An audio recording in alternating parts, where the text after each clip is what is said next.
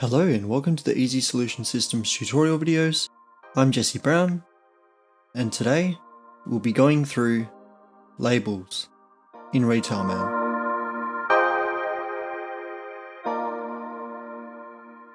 In this video we're going to be looking at using the label printer to print barcode labels for stock items.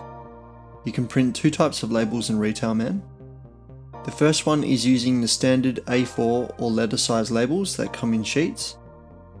The other is using the Zebra label printer that's dedicated to printing labels. To set up the label printer, we go to Maintenance, Hardware Setup. We go to the label printer drop down arrow and choose the label printer we're going to use. Any printer can be a label printer depending on the media you use. So let's choose the Brother Laser series.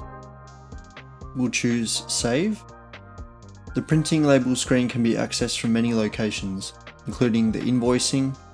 If we enter items in here, we can press Shift F12 to print labels. You can do the same from the purchase orders and purchases. You can access that from there. So we'll put an item in and then press Shift F12 to access that screen.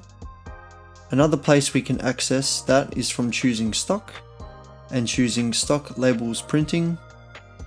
Here you can choose your items through filtering, such as part number to part number, or you can do the filter by, with options like stocked items, above and below minimum quantity, out of stock, negative stock, etc. Some of these options have a date option, like from and to a certain date.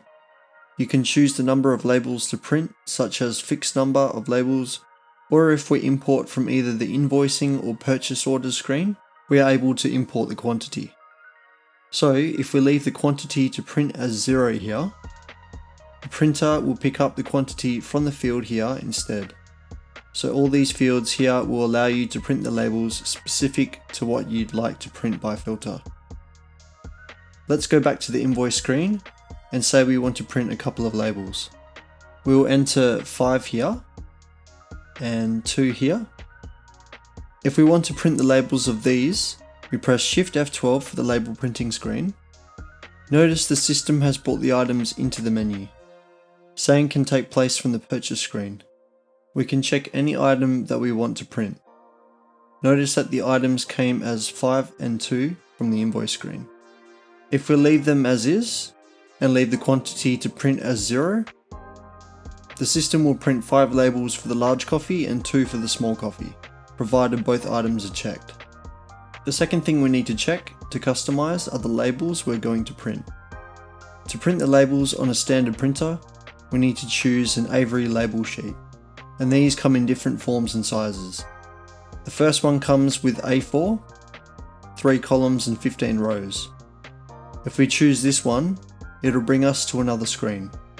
This will allow us to choose where we're going to print from, and also which row and column. If we print on a sheet and all of it was used, we can start printing from the last label used. We can choose the options from there as well.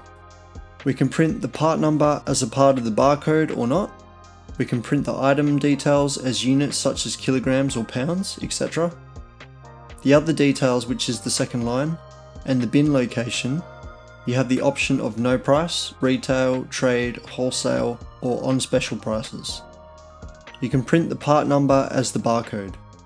The part number can be anything, numbers, letters, or a combination, and you can also choose the barcode size. So once that is done, we can see how the label will print. So we press Screen, and as you can see, it has printed the labels on the sheet we have chosen. Once we send that to the printer, it will print that as is.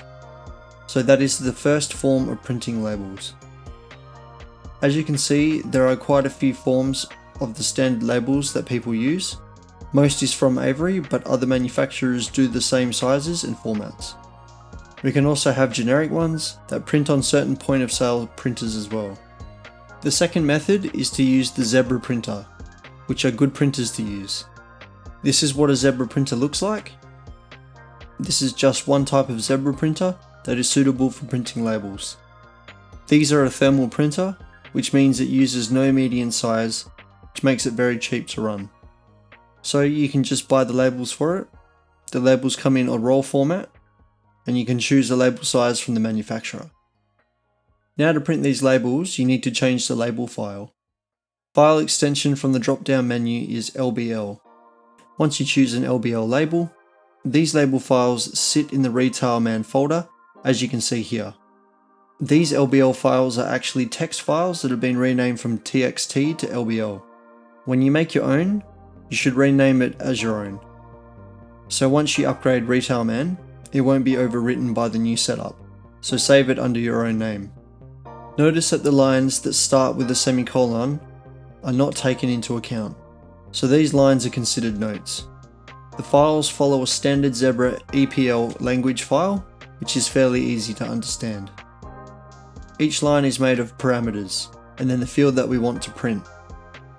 If we go down, the text file comes with help commands, explaining what each parameter means. So the first one is either an A, B, P or N, so that you can see that A is for ASCII, B for barcode, D for density, N for clear, and P for print. Here is where we decided to print on the label for both P1 and P2. At the top you can see that the horizontal position is 105, vertical is 140. Horizontal is at the start of all the lines. This line here is disabled, so it's not counted because of the semicolon. The horizontal position for all of these is 105. The vertical keeps going up, so it starts at 60, then to 100, etc.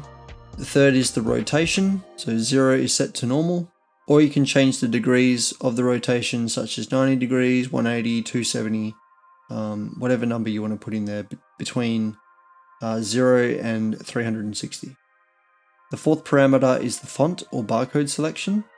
The fifth is the barcode width or multiplier for the font size, and so on. You can go through these and change them as you'd like to see how they change your label.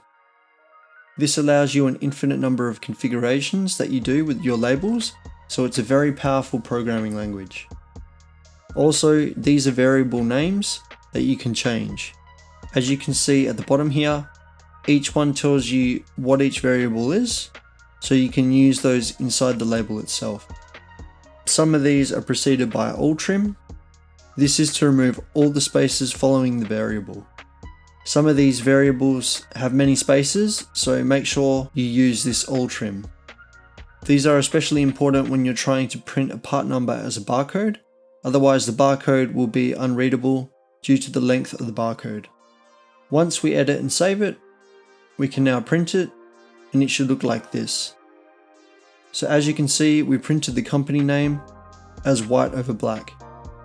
We have the item name, the price in bold, and the part number is the barcode. The barcode part numbers can take up to 15 letters or numbers before it starts to overflow to the side of the paper. Up to 15 characters should be fine. If we go back to the stock items tab, if you print this list with both items checked, it will print you 7 labels. You can change that to make it print 1 label per item if you change this quantity to print. If you print now, it will tell you there is only 2 labels. If you print with it set to 0, it'll tell you that there are 7 labels to be printed. This warning has been implemented to save paper and ink in cases of accidentally printing thousands of labels.